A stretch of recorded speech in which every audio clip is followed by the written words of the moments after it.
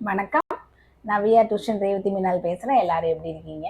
இன்றைக்கி நம்ம டிஸ்கஸ் பண்ண போகிற டாபிக் வந்து பார்த்திங்கன்னா எஜுகேஷன் பற்றி தான். நம்ம ஏற்கனவே ப்ரீவியஸ் வீடியோவில் எப்படி ஆர்டிஇயில் ஸ்டூடெண்ட் வந்து எப்படி என்ரோல் பண்ணுறது, பேரண்ட் வந்து எப்படி ஆர்டிஇயில் அவங்களோட குழந்தைகளை அப்ளிகேஷன் என்ன மாதிரி ப்ராசஸ்லாம் இன்வால்வாக இருக்குது, என்னென்ன டாக்குமெண்ட்ஸ்லாம் அவங்க அப்ளை பண்ணுறதுக்கு தேவை அப்படின்னு சொல்லி பார்த்தோம்.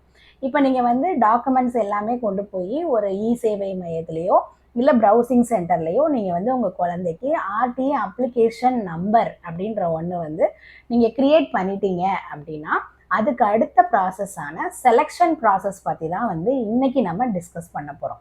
ஏன்னா இந்த செலெக்ஷன் ப்ராசஸில் நிறைய பேரண்ட்ஸ்க்கு வந்து ஒரு கொரி இருக்குது. என்ன அப்படின்னா, ஒருவேளை ஸ்கூல்ஸ் வந்து அவங்க அந்த ஸ்டூடெண்ட்ஸ்க்கு வந்து ஃபேவர் பண்ணுவாங்களோ, இல்லை தெரிஞ்ச குழந்தைகளுக்கு மட்டும்தான் வந்து ஆர்டிஇயில் வந்து அப்ளை பண்ணுவாங்களோ அப்படின்ற மாதிரிலாம் நிறைய விதமான கொரீஸ் வந்து பேரண்ட்ஸ்க்கு இருக்குது. அதை நான் வந்து அந்த கொரீஸ் எல்லாம் வந்து உங்களுக்கு டீட்டெயிலாக நான் இப்போ இதில் எக்ஸ்பிளைன் பண்ணிடுறேன். இந்த வீடியோவோட எண்டில் வந்து உங்களுக்கு இது சம்மந்தமாக செலெக்ஷன் ப்ராசஸ் சம்மந்தமாக எந்த விதமான டவுட்ஸும் இருக்காது அப்படின்னு நம்புகிறேன். இப்போ வந்து பார்த்தீங்கன்னா, ஆர்டிஇ அப்படின்ற ஒரு விஷயத்தை நீங்கள் அப்ளை பண்ணிட்டீங்க, உங்கள் கையில் வந்து அக்னாலேஜ்மெண்ட்டும் கொடுத்துட்றாங்க. ஆனால் இதில் எத்தனை நம்பர் ஆஃப் ஸ்கூல்ஸுக்கு நீங்கள் அப்ளை பண்ண முடியும் அப்படின்றது உங்களுடைய அட்ரஸ் ப்ரூஃபை பொறுத்து தான் வந்து இருக்குது. ஏன்னா நீங்கள் அப்ளை பண்ணணும் அப்படின்னா நீங்கள் வந்து கண்டிப்பாக ஸ்கூலோட ரேடியஸும் உங்கள் வீட்டோட ரேடியஸும், அதாவது 1 கிலோமீட்டர் தான் வந்து டிஃப்ரென்ஸ் இருக்கணும் ஸ்கூலுக்கும் உங்களுக்கும். அப்போ நீங்கள் உங்கள் அட்ரஸை நீங்கள் அப்லோடு பண்ண உடனேயே அந்த மேப் வந்து க்ரியேட் ஆகும். அந்த மேப்லேயே அந்த உங்கள் வீடு பக்கத்தில் சுற்றி எத்தனை ஸ்கூல்ஸ் இருக்கோ அத்தனை ஸ்கூலோட நேம்ஸுமே வந்து அந்த ஸ்க்ரீனில் வந்து டிஸ்பிளே ஆயிரும். நீங்கள் வந்து ஸ்கூல்ஸை சூஸ் பண்ணி அப்ளை பண்ணிக்கலாம். நீங்கள் சூஸ் பண்ணும் போதே நீங்கள் என்ன பண்ணிடுங்கன்னா, எத்தனை ஸ்கூல்ஸ் வந்து அப்ளிகபிளாக இருக்குதோ அத்தனைக்குமே நீங்கள் ஆர்டிஇ மூலிமா அப்ளை பண்ணிடுங்க. ஃபார் எக்ஸாம்பிள், இப்போ 3 ஸ்கூல்ஸ் வந்து இருக்குது அப்படின்னா நீங்கள் 3 ஸ்கூல்ஸ்க்குமே நீங்கள் வந்து அப்ளை பண்ணிடுறீங்க. அப்ளை பண்ணிவிட்டு பேரண்ட்டோட முதல் வேலை என்ன அப்படின்னா, அந்த 3 ஸ்கூலுக்குமே நீங்கள் வந்து உங்கள் கையில் இருக்கிற அந்த அக்னாலேஜ்மெண்ட்டை கொண்டு போய் அந்த ஸ்கூலில் இருக்கிற பிரின்ஸிபலை பார்த்து கொடுத்துருங்க. சரி, இப்போ ஒரு வேளை எனக்கு அந்த ஸ்கூலுக்கு போக நேரம் இல்லை நான் வந்து கொடுக்கல, அதனால என்னோட குழந்தைக்கு வந்து ஆர்டிஇயில் லாட்டில் கிடைக்காதா அப்படின்னு கேட்டிங்கன்னா, அப்படிலாம் ஒன்றும் கிடையாது, தாராளமாக கிடைக்கும். ஏன் அப்படின்னா, உங்களோட பேரண்ட்டோட கடமை வந்து என்ன அப்படின்னா, எத்தனை ஸ்கூலுக்கு நீங்கள் அப்ளை பண்ணுவீங்களோ நீங்கள் போய் அந்த பிரின்சிபலை பார்த்து கொடுக்கலாம். இல்லை என்னால் கொடுக்க முடியலை அப்படின்னாலும் ஒரு பிரச்சனையும் இல்லை. ஸ்கூல்ஸ்க்கு ஆட்டோமேட்டிக்காகவே அவங்களுடைய போர்ட்டலில் எத்தனை குழந்தைங்க அப்ளை பண்ணியிருக்காங்களோ அவங்களுடைய நம்பர்ஸ் எல்லாமே வந்துடும், அவங்களுடைய அட்ரஸ் எல்லாமே வந்துடும். அதில் எலிஜிபிலிட்டி கிரிட்டீரியா வந்து கவர்மெண்ட்டுக்கு வந்து இந்த மாதிரி நீங்கள் அப்லோட் பண்ணியிருக்க டாக்குமெண்ட்ஸோடைய ஒரிஜினாலிட்டி வந்து செக் பண்ணுவாங்க. ஏன்னா சில பேர் வந்து ஃபேக் டாக்குமெண்ட்ஸும் வந்து அப்லோட் பண்ணிடுறாங்க. ஸோ அந்த ஒரிஜினாலிட்டியை வச்சு உங்கள் குழந்தை வந்து அந்த ஆர்டிஇ செலெக்ஷன் ப்ராசஸில் வேலிடான இன்ஃபர்மேஷன் தான் கொடுத்துருக்கீங்களா, இன்வேலிடான்னு சொல்லிட்டு அங்கேயே வந்து ஒரு தடவை ஃபில்ட்ரேஷன் வந்து நடந்துடும். ஸோ ப்ராப்பராக எல்லா டாக்குமெண்ட்ஸும் ஒரிஜினலாக திருப்பி வந்து அதாவது நீங்கள் கொடுத்துருக்க இந்த பர்த் சர்டிஃபிகேட், அதில் வந்து பார்த்தீங்கன்னா இந்த குழந்தையோடைய அந்த டேட் ஆஃப் பர்த் இருக்கும், அதை நீங்கள் வந்து வயலேட் பண்ணவே முடியாது. ஏன்னா அதில் வந்து டிஃபால்ட்டாகவே செட் ஆகிருக்கும். பட் ஆனால் அட்ரஸ் ப்ரூஃப்லேயோ இல்லை நீங்கள் வந்து கொடுத்த வேறு ஏதாவது டாக்குமெண்ட்ஸ், கம்யூனிட்டி சர்டிஃபிகேட்ஸ்லையோ எதுலையாவது வந்து ஃபேக்கான டாக்குமெண்ட் நீங்கள் அப்ளை பண்ணியிருந்தீங்க அப்படின்னா வந்து கண்டிப்பாக உங்களுடைய அப்ளிகேஷன் வந்து ரிஜெக்ட் ஆயிரும். உங்களுக்கு வந்து அப்ளிகேஷன் நம்பர் வந்திருந்தா கூட அந்த அப்ளிகேஷன் வந்து ரிஜெக்ட் ஆகிறதுக்கு நிறைய வாய்ப்பு இருக்குது. இப்போ ஓகே, நம்ம அந்த ரிஜெக்ஷன் பற்றி பேசலை. இப்போ வந்து நமக்கு உங்களுக்கு ப்ராப்பராக வேலிடான டாக்குமெண்ட்ஸ் தான் நீங்கள் கொடுத்துருக்கீங்க அப்படின்ற பட்சத்தில் அடுத்து என்ன சொல்லுவாங்க அப்படின்னா, நீங்கள் நியூஸில் பார்த்தீங்க அப்படின்னா அந்த ஆர்டிஓட செலெக்ஷன் ப்ராசஸ் டேட் வந்து அனௌன்ஸ் பண்ணுவாங்க. ஒருவேளை நீங்கள் நியூஸில் பார்க்க தவறிட்டீங்க அப்படின்னாலும் நீங்கள் வந்து அப்ளை பண்ணியிருக்க ஸ்கூல்ஸ்லேருந்தே உங்களுடைய கான்டாக்ட் நம்பரும் சேர்ந்து தான் அதில் அப்லோட் ஆகிருக்கும். அந்த 5 டாக்குமெண்ட்ஸ், உங்களோட டீட்டெயில்ஸ் எல்லாமே ஸ்கூலுக்கு டிஃபால்ட்டாகவே வந்து அவங்களுக்கு இந்த இன்ஃபர்மேஷன் எல்லாம் வந்துடும். அது மூலிமா ஸ்கூலே உங்களுக்கு கால் பண்ணி சொல்லுவாங்க. இப்போ லாட் சிஸ்டம் நடக்கிறதுக்கு ஒரு நாள் முன்னாடியோ இல்லை 2 நாள் முன்னாடியோ வந்து உங்களுக்கு இன்ஃபார்ம் பண்ணிடுவாங்க ஸ்கூல்லேருந்து. இப்போ நெக்ஸ்ட் கொஸ்டின் என்ன வரும் அப்படின்னா, இப்போ 3 ஸ்கூலுக்கு நீங்கள் அப்ளை பண்ணியிருக்கீங்கன்னா 3 ஸ்கூல்லுக்குமே சேம் டேட் சேம் டைமில் தான் வந்து பார்த்தீங்கன்னா இந்த லாட் சிஸ்டம் நடக்கும். லாட்னா வேறு ஒன்றும் இல்லை, குலுக்கல் முறை, அவ்வளோதான். அப்போ நான் எப்படி அதில் போய் கலந்துக்கிறது அப்படின்னா, இப்போ வீட்டில் பேரண்ட்டு தான் போய் கலந்துக்கணும்னு அவசியம் இல்லை. உங்களை ரெப்ரசன்ட் பண்ணுற யாருனாலுமே ஸ்கூலில் போய் விசிட் பண்ணலாம். ஒருவேளை இல்லை எனக்கு ஆட்களே இல்லை அப்படின்னாலும் எந்த பிரச்சனையும் இல்லை. ஸ்கூலில் வந்து என்ன பண்ணியிருப்பாங்க அப்படின்னா, எல்லா ஸ்கூல்ஸ்லேயுமே வந்து கவர்மெண்ட்டே வந்து அவங்களுடைய அஃபீஷியல்ஸை வந்து டியூட்டி சார்ட் கொடுத்துருவாங்க.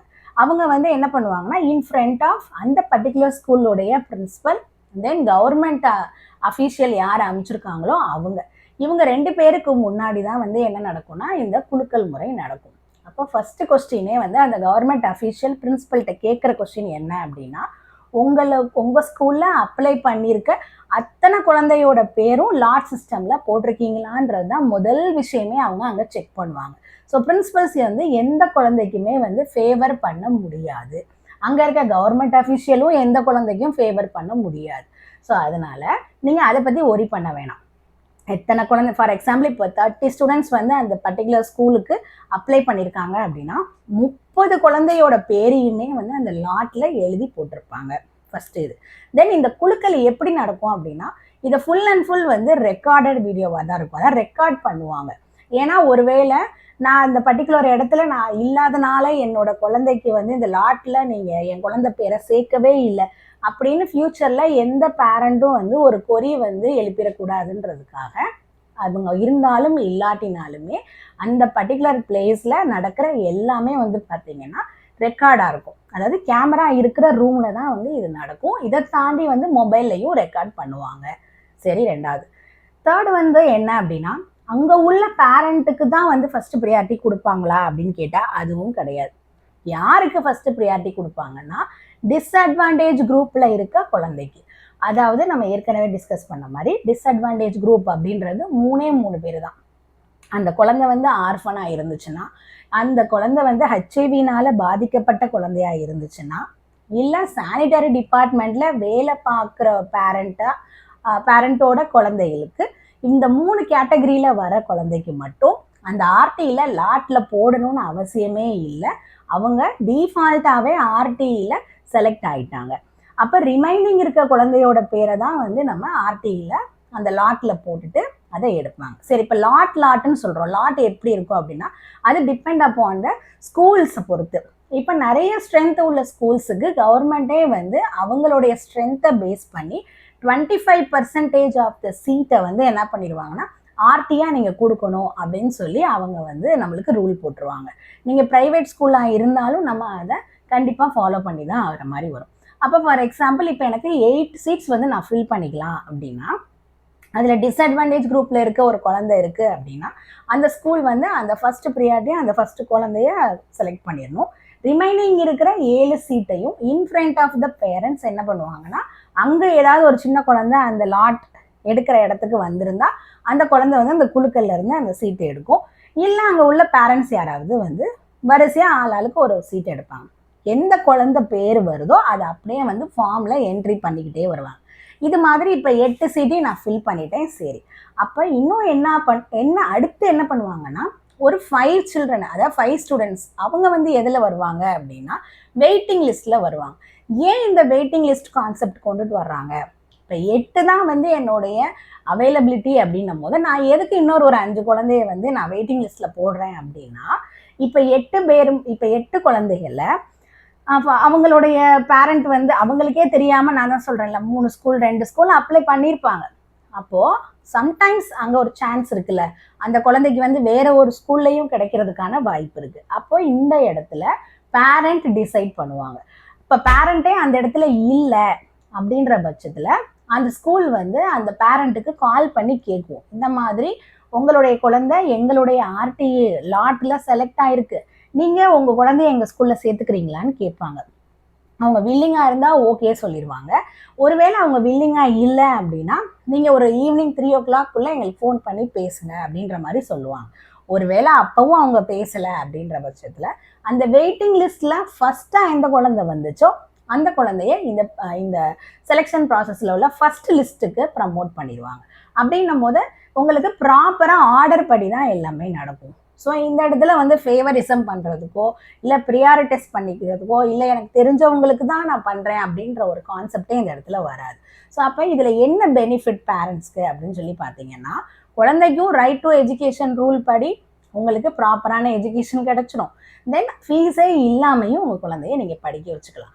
இது எப்போ வரைக்கும் அப்ளிகபிள் ஆகும் அப்படின்னு சொல்லி பார்த்தீங்கன்னா, அந்த குழந்தை அதே ஸ்கூலில் 8th வரைக்கும் கண்டினியூ பண்ணணும். இப்போ நான் வந்து செகண்ட் ஸ்டாண்டர்ட், நான் எல்கேஜியில் என் குழந்தை வந்து அதாவது ஆர்டியில் செலக்ட் ஆயிடுச்சு.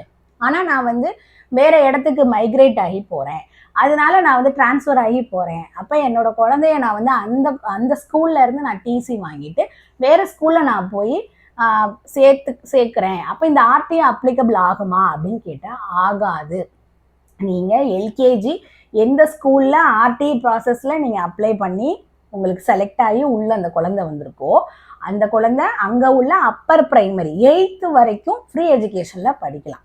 இதை நீங்கள் பிரேக் பண்ணி நீங்கள் உங்களுடைய வேலை காரணமாகவோ இல்லை வேறு ஏதாவது இஷ்யூஸ் காரணமாகவோ நீங்கள் ஸ்கூல் மாற்றணும் அப்படின்னு நினச்சிங்கன்னா ஆர்டி அப்ளிகபிள் ஆகாது.